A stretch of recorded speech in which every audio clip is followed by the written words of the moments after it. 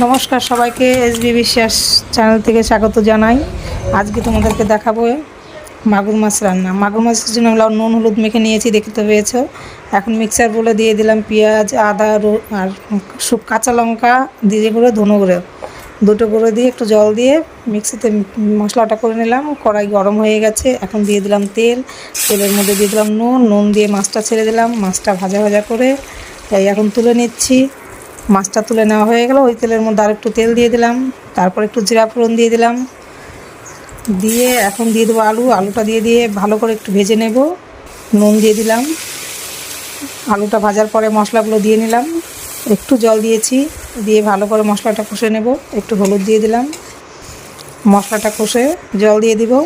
জলটা ফুটে উঠেছে, এখন মাছটা দিয়ে দিচ্ছি। মাছটা দিয়ে একটু ফুটিয়ে নেব।